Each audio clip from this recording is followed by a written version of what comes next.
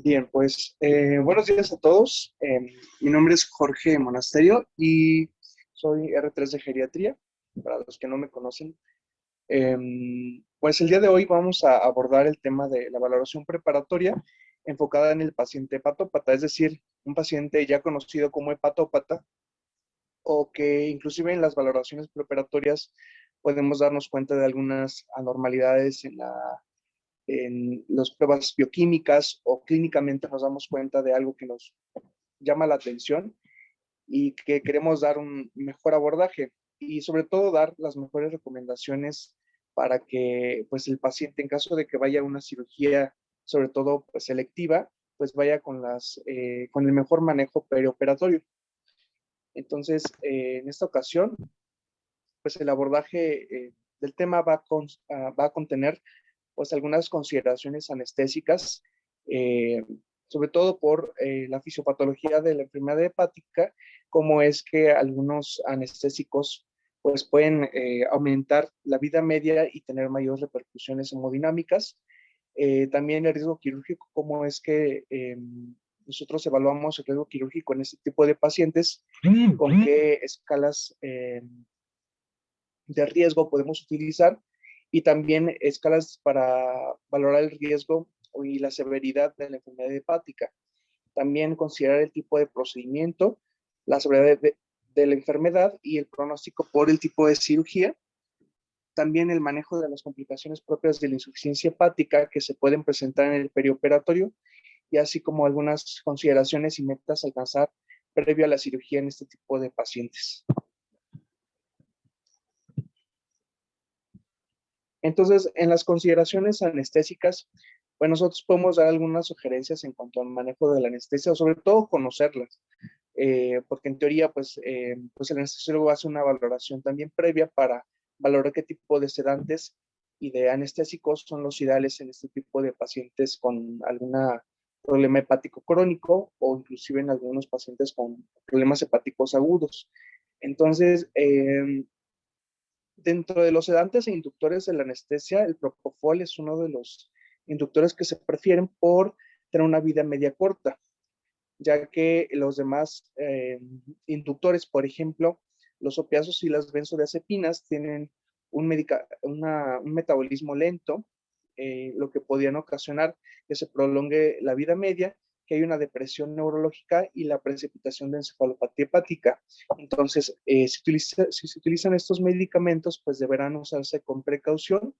En caso de que se decida el uso de algún opiáceo, de los más recomendados es el remifentanilo, y en el caso de los benzodiazepinas, pues de las más recomendadas sería el oxazepam. Y de acuerdo con los anestésicos volátiles, hay que tener cuidado ya que en el paciente hepático pueden disminuir el gasto cardíaco hepático, por lo tanto disminuir también la presión arterial media y la disminución del flujo sanguíneo a nivel hepático. Por lo tanto, puede haber una mayor concentración de estos anestésicos volátiles y sobre todo porque estos tienen un metabolismo hepático. Dentro de los que tienen un metabolismo hepático mínimo se encuentran el isoflurano, el sevoflurano, y de estos el que tiene una menor metabolización a nivel hepático, pues es el desflurano. El desflurano finalmente, al ser de elección, digamos, si se utilizan estos anestésicos volátiles, este provee el despertar más rápido, el menos metabolizado hepáticamente, también preserva el flujo sanguíneo y el gasto cardíaco.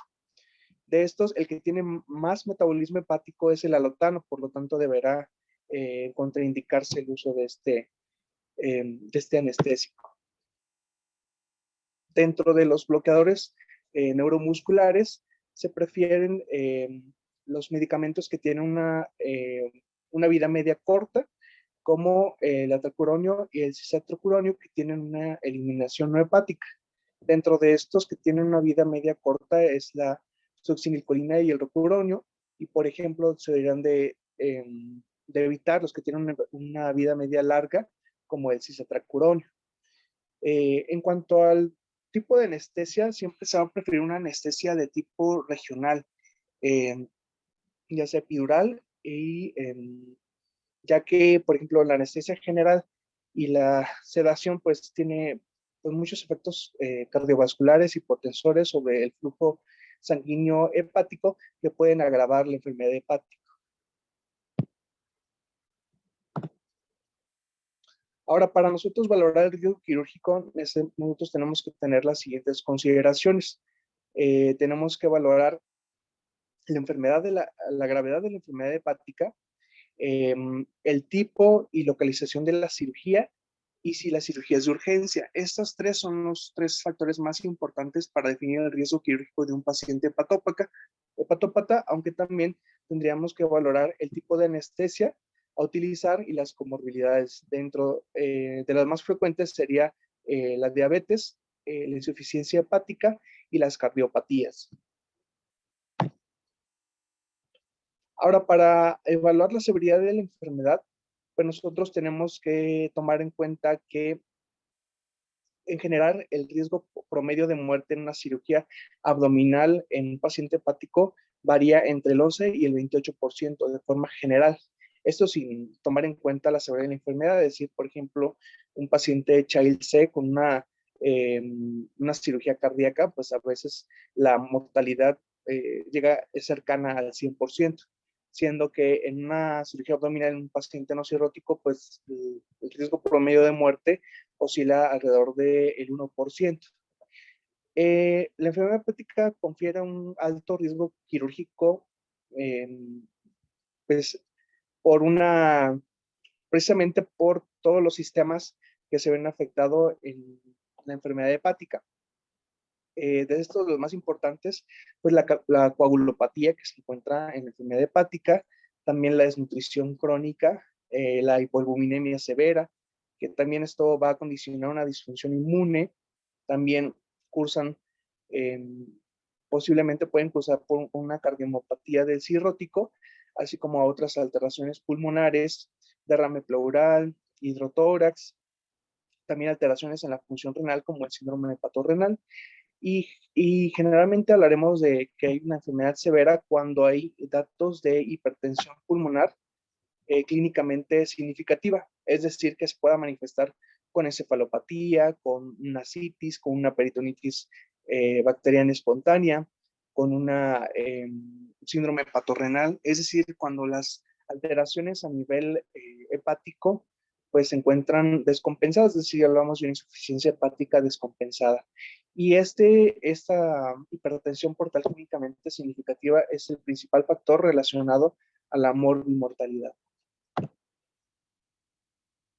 Para el riesgo quirúrgico, generalmente hablamos de que está una cirugía electiva contraindicada en un paciente hepatópata cuando el INR es mayor a 1.5, cuando el paciente se encuentra cursando con una hepatitis alcohólica o una insuficiencia hepática aguda, ya que, por ejemplo, en una insuficiencia hepática aguda, la mortalidad en cualquier tipo de cirugía puede oscilar entre el 10 y el 50%. Todos los pacientes con insuficiencia hepática deben de estar estadificados por la severidad de la enfermedad. Generalmente usamos la clasificación de Child o la de MELD. Y cuando hablamos de un paciente estadificado con un Child C, un procedimiento quirúrgico mayor generalmente está contraindicado. La valoración preoperatoria en el hepatópata debe incluir la clasificación de ASA.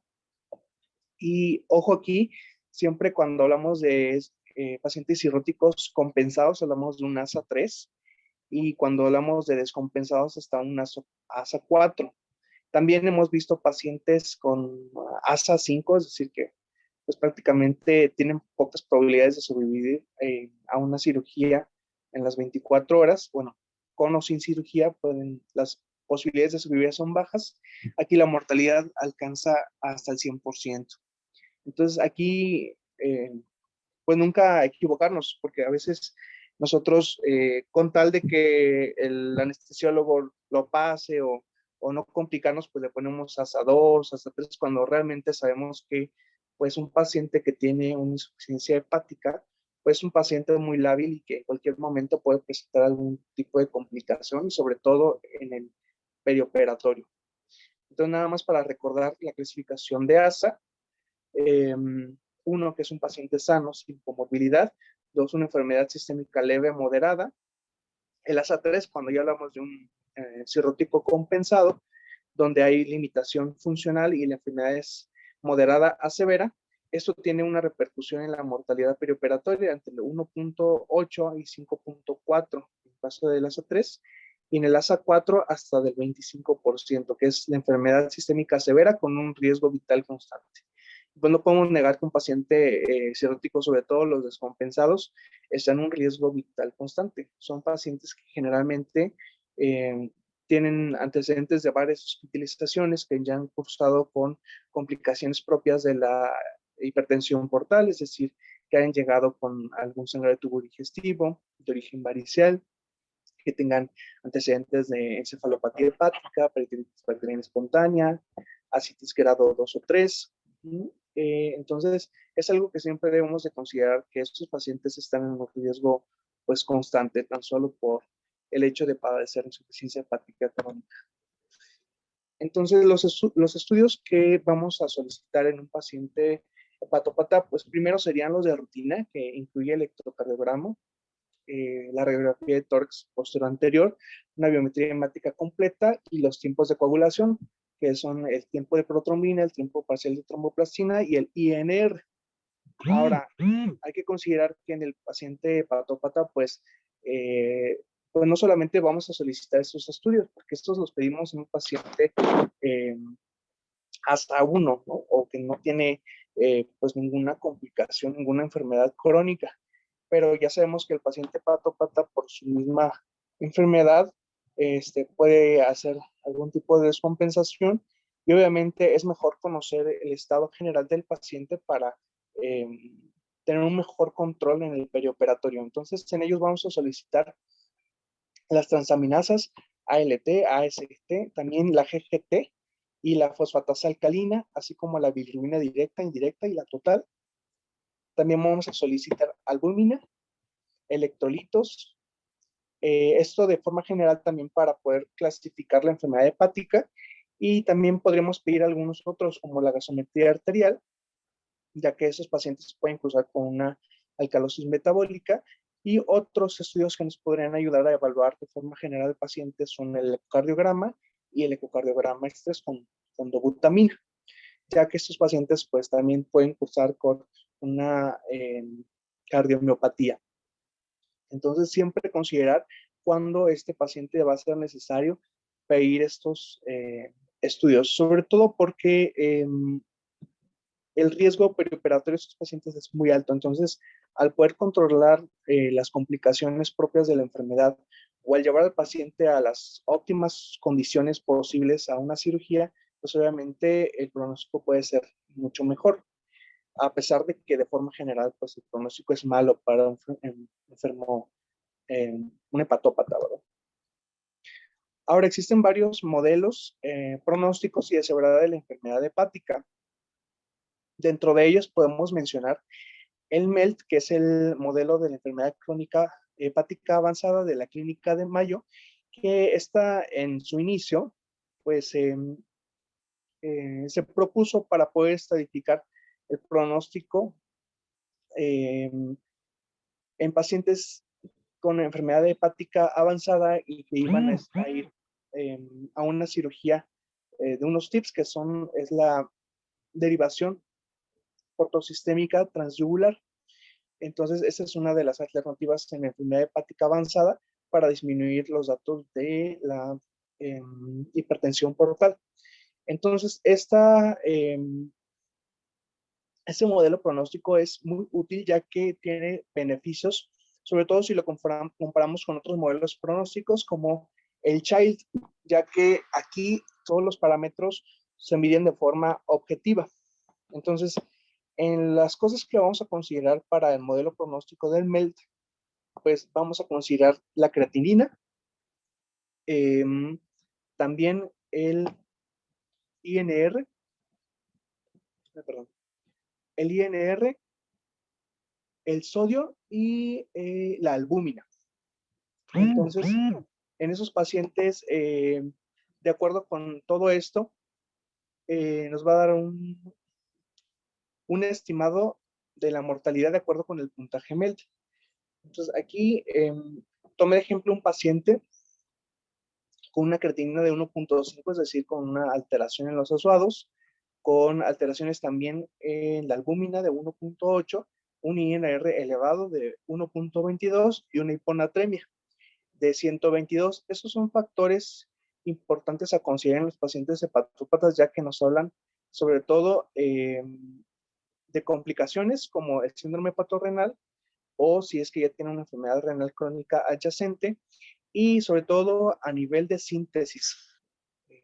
Si hay alteraciones en las bilirrubinas, que aquí pongo que es de 1.8, y, y en el INR. Entonces, cuando hay complicaciones ya en la síntesis de proteínas, pues generalmente hablamos de mayores complicaciones en esos pacientes. Aquí me dio un puntaje de 27 puntos.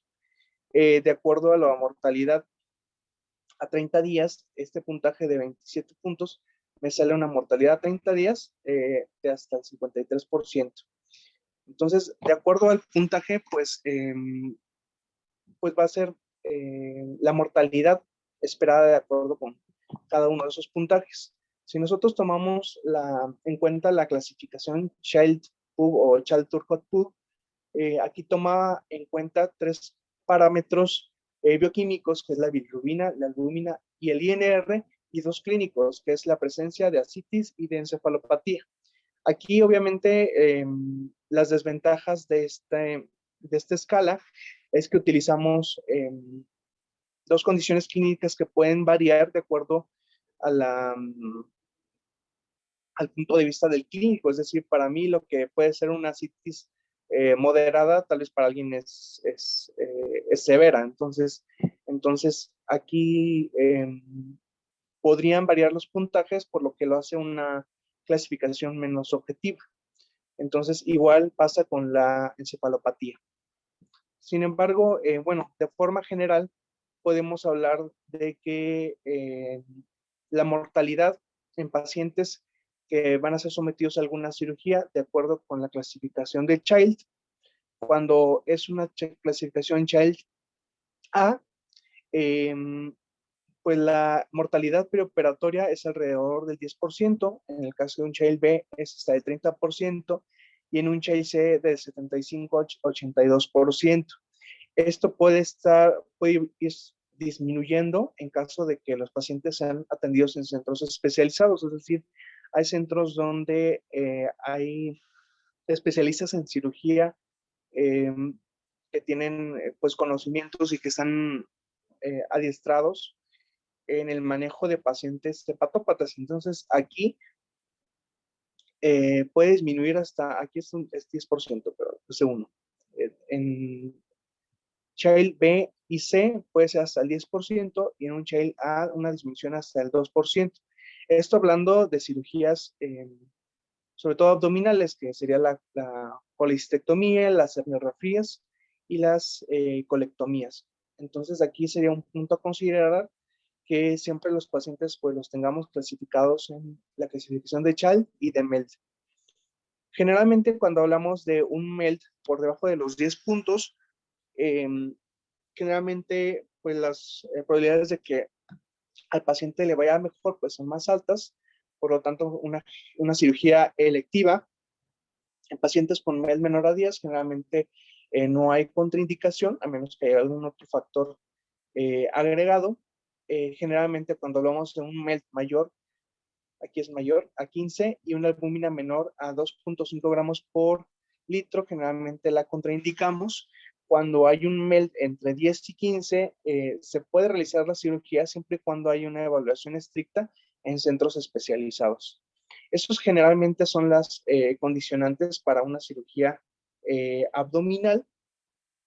Y bueno, esto obviamente va a ser a consideración del cirujano. Acá hay que recordar que nuestra labor al realizar una BPO es solamente pues dar las recomendaciones y dar, de acuerdo a los puntajes y todas las escalas que estamos realizando, los riesgos propios de acuerdo a la cirugía de generar algún tipo de complicación, inclusive pues la muerte. Generalmente a estos pacientes pues obviamente le vamos a sacar también su riesgo cardiovascular, pero habrá que considerar de acuerdo con la literatura, pues cuáles son el índice o el pronóstico de acuerdo con el qué tan severa es la enfermedad hepática. Entonces, aquí puse algunos de los ejemplos en cuanto a las mortalidad de acuerdo a la cirugía y la severidad de la enfermedad hepática. Por ejemplo, hablando de una cirugía cardíaca electiva, de acuerdo con la clasificación de Child-Turcotte-Pool, en una estratificación Child A es entre el 0 y el 11% la mortalidad, en un Child B del 18 al 67% y un Child C hasta del 67 al 100%. Por lo que, bueno, obviamente la mortalidad es muy elevada, sobre todo en pacientes Child C o que tienen una insuficiencia hepática descompensada. Entonces, es por lo que les comentaba al principio que generalmente una insuficiencia Child C pues está contraindicada a las cirugías selectivas. En el caso de una colestectomía laparoscópica, en el caso de un Child A o B, la mortalidad es generalmente menor al 2%, pero hay morbilidad entre el 5 y el 10%. Generalmente, cuando hay una estratificación Child C, pues la mortalidad tan elevada, pues generalmente lo hace una cirugía, una mortalidad prohibitiva para el tipo de procedimiento.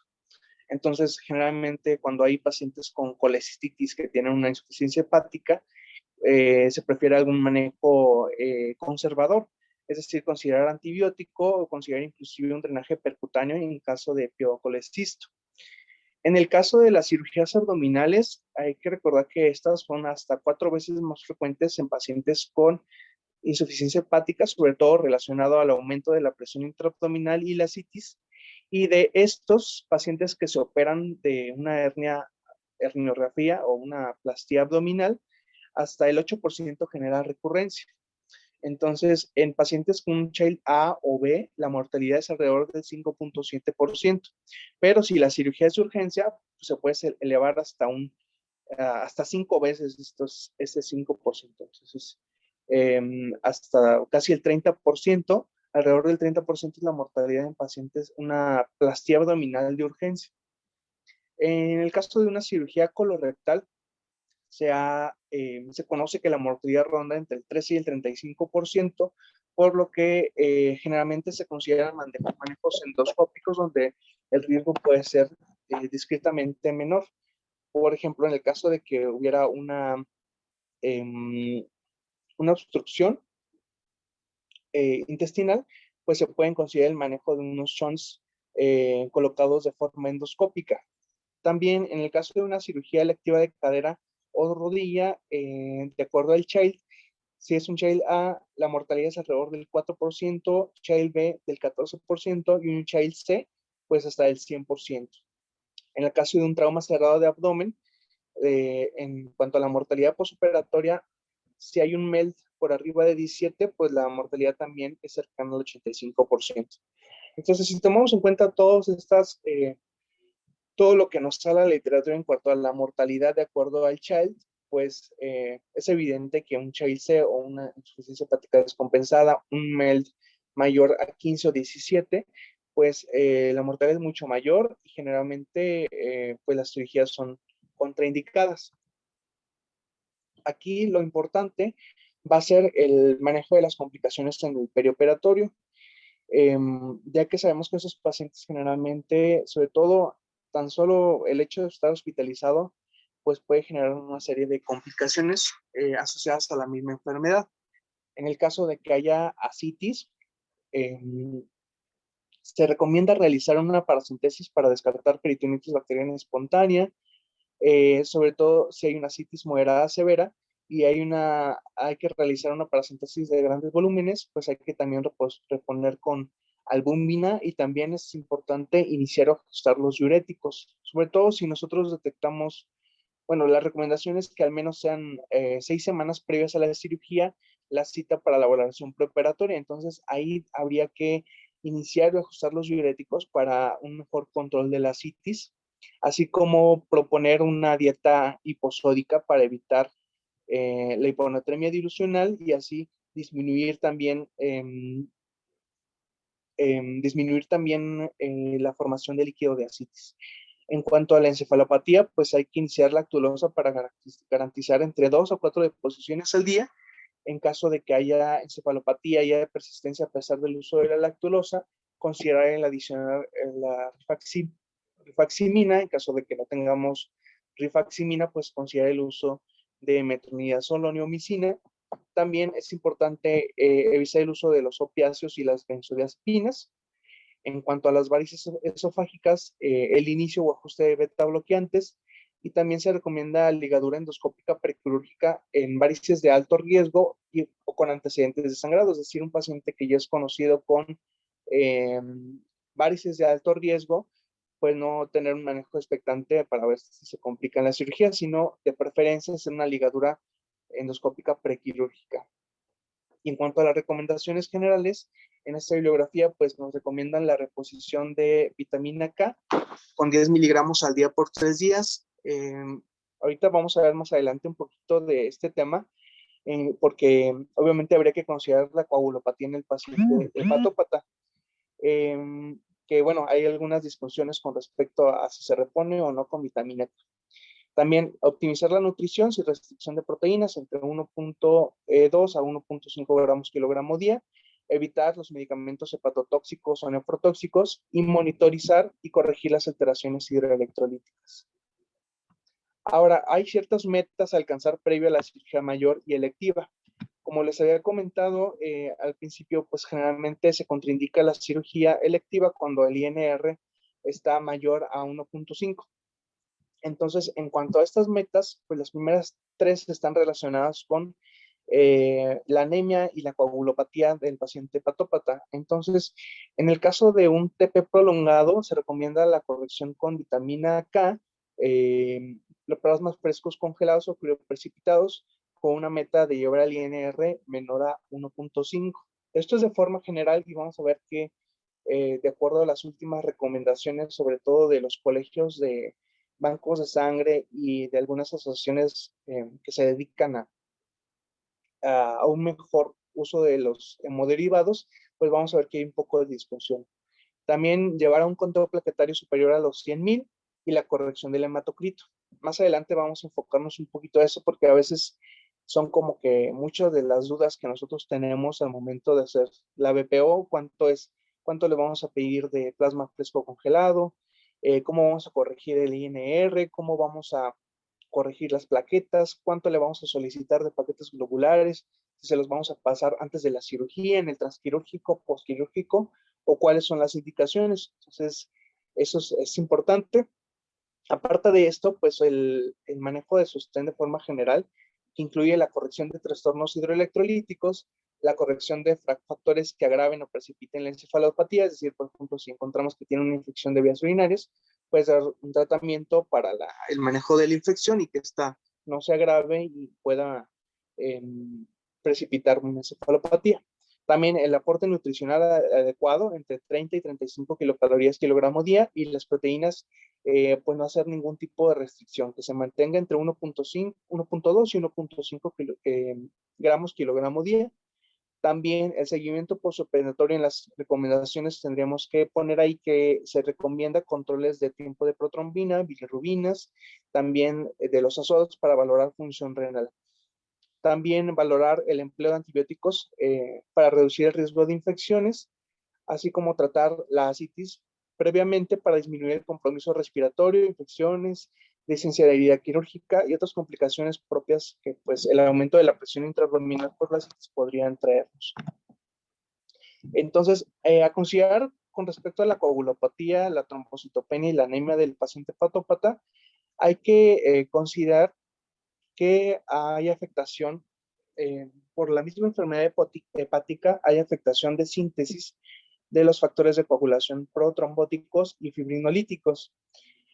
También hay alteración en la síntesis de trombopoietina y hay secuestro esplénico de plaquetas a nivel pues, del vaso. Por lo tanto, pues esto causa un poco de controversia con respecto al manejo o no de la vitamina K. Dentro de las recomendaciones es 10 miligramos intramuscular cada 24 horas por 3 días.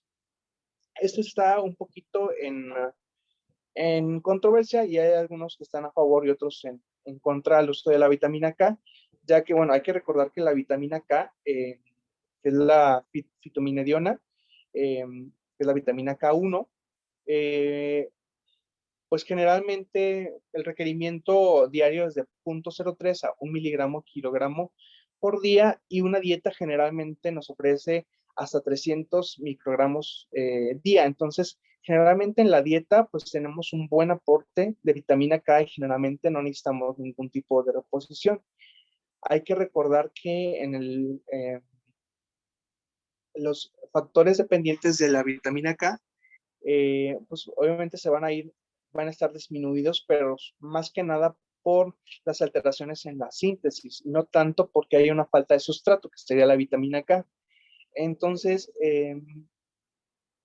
algunos se consideran que en caso de la cirrosis hay una insuficiencia hepatocelular y la vitamina K realmente solamente va a ayudar en caso de que haya una colestasis crónica, ya que al disminuir las sales biliares, pues también disminuye esta forma activa de la vitamina K.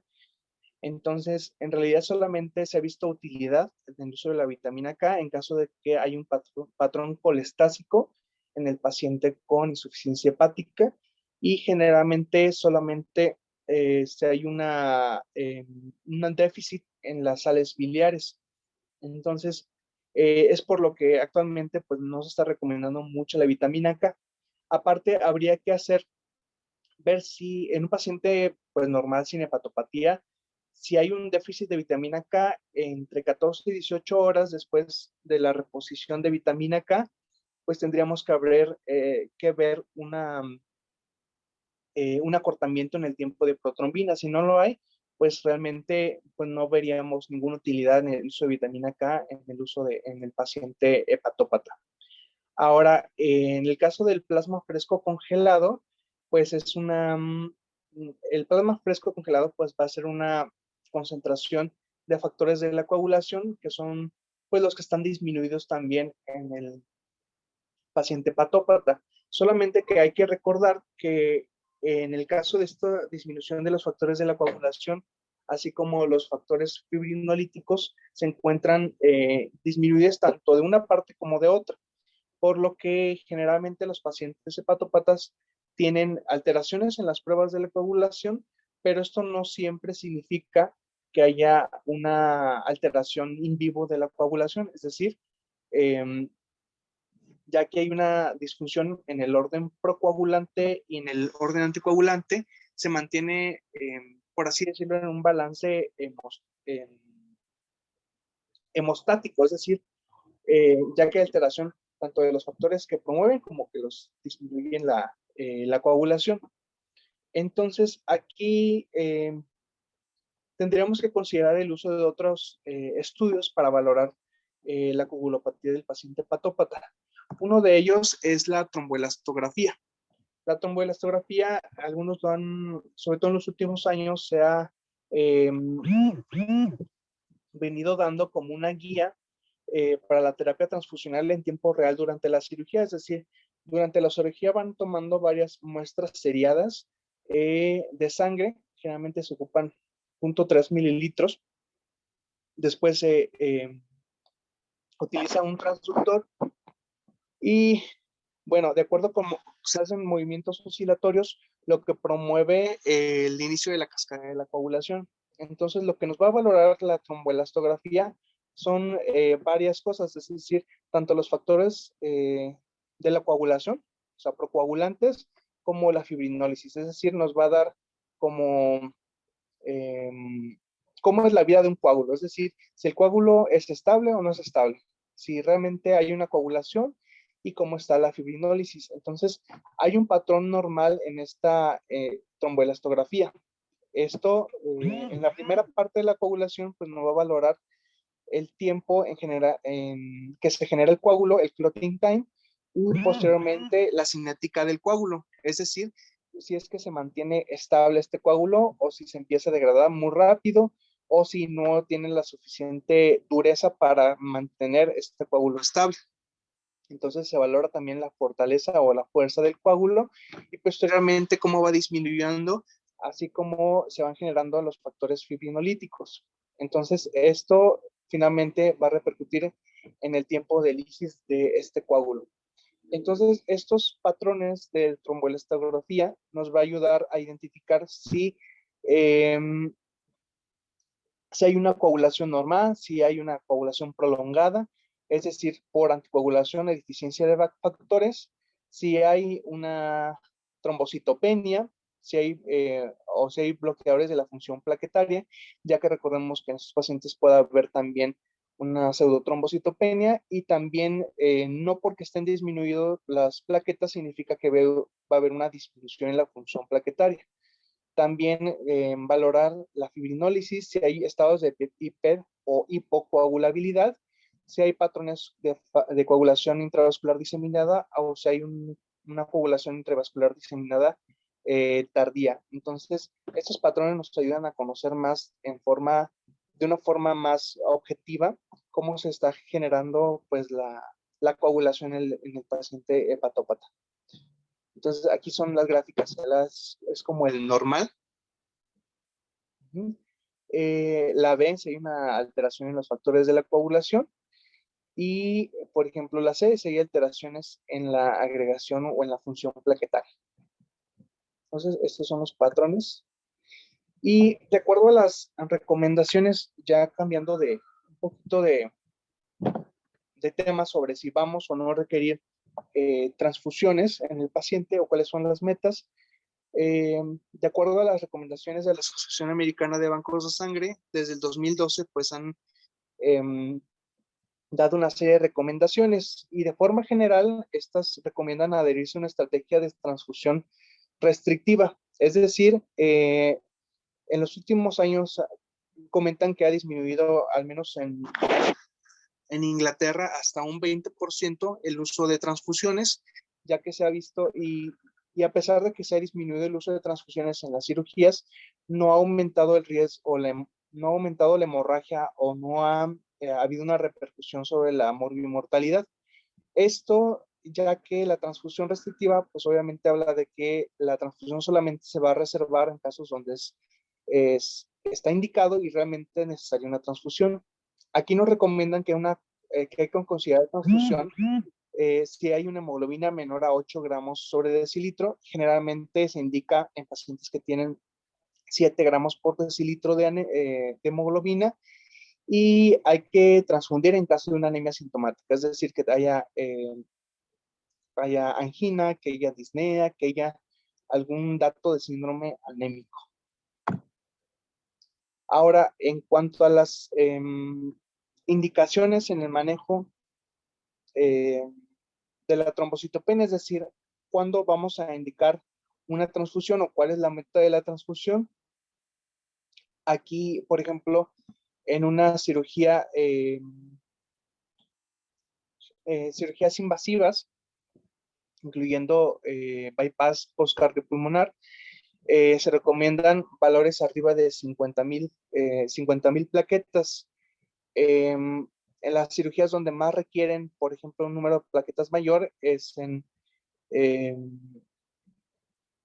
cirugías oftálmicas, que esté por arriba de 100,000, y cuando se aplica anestesia epidural, también que esté por arriba de 80,000. Pero en el caso de anestesia espinal o regional, se recomienda valores de al menos 50,000 plaquetas. También en el caso de prevención de sangrados relacionados con procedimientos invasivos, en el caso de una punción lumbar, inserción de un catéter venoso central, biopsia de hígado, renal o biopsia transbronquial, así como la endoscopía gastrointestinal, recomiendan valores de 50,000. Entonces, de acuerdo a estas recomendaciones, pues no es necesario, por ejemplo, una transfusión de plaquetas en el caso de que el paciente se mantenga con niveles arriba de 50,000, en el caso de que pidan una endoscopía y nos pidan un riesgo quirúrgico, pues no es como que lo contraindique que tenga, no sé, 80,000 plaquetas. Entonces, más que nada, esas son las recomendaciones de estos manuales de transfusión para considerarlos sobre todo en nuestras indicaciones o en sugerencias perioperatorias.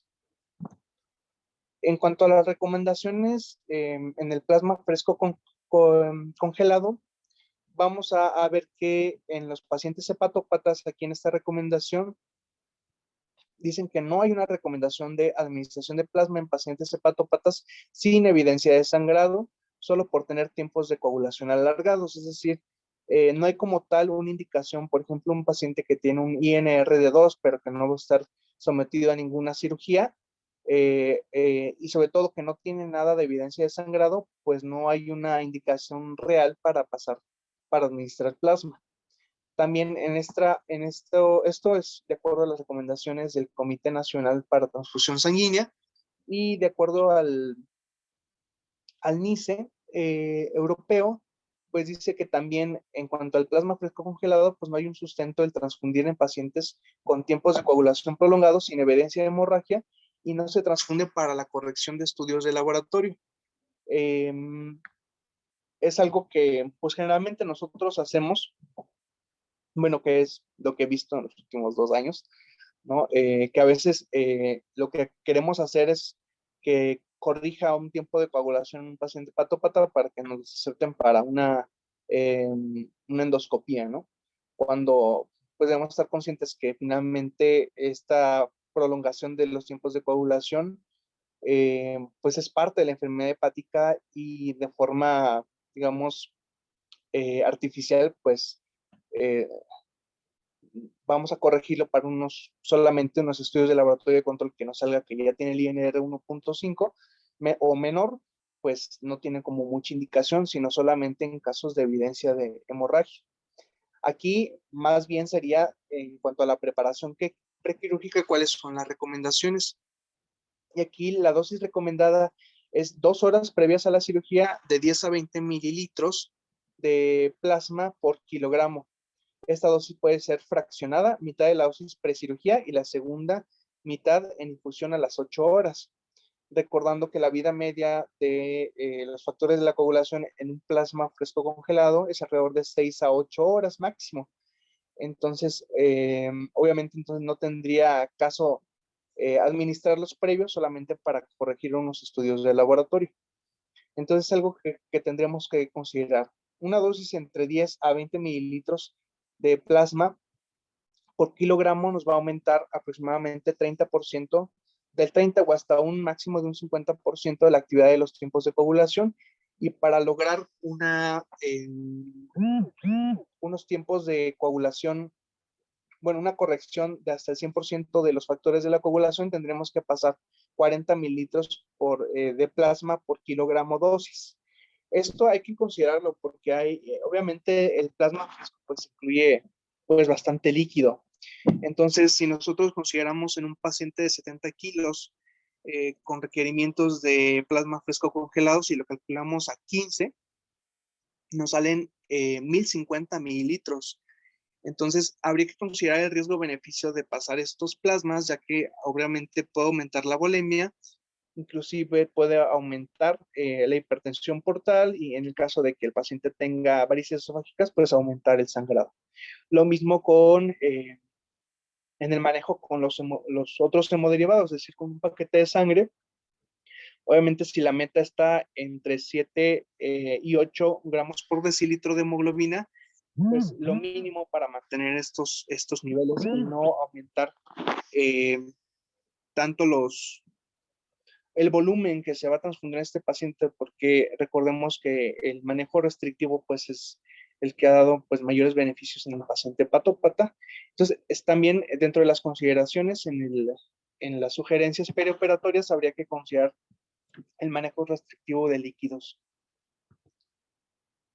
Entonces, para concluir, pues hay que recordar que los pacientes con enfermedad hepática, en especial aquellos con hipertensión portal clínicamente significativa, tienen un riesgo quirúrgico mayor. Y ante el requerimiento quirúrgico es necesaria una evaluación minuciosa para determinar la función hepática, la urgencia y el tipo de procedimiento. Recordemos que la BPO tiene como objeto garantizar las medidas necesarias para incrementar el éxito de los procedimientos quirúrgicos. Entonces, esto va sobre todo para los R2, que son los que más están haciendo ahorita valoraciones prequirúrgicas, pero pues para todos, porque finalmente algo de nuestro diario pues son las valoraciones preoperatorias. Y a pesar de que el paciente hepatópata pues tiene pues mal pronóstico por la misma enfermedad y que una cirugía pues le confiere un mayor riesgo a nivel cardiovascular y demás complicaciones propias de la insuficiencia hepática, pues habría que pues tratar de dar las mejores recomendaciones en este tipo de paciente para que pues el resultado sea pues el mejor de los posibles, sobre todo en pacientes que tienen una insuficiencia hepática HLB o que tienen todavía alguna posibilidad de trasplante hepático, pues habría que considerar todos esos aspectos para pues mejorar pues la sobrevida del paciente. ¿En serio? ¿No sé, alguna duda o comentario?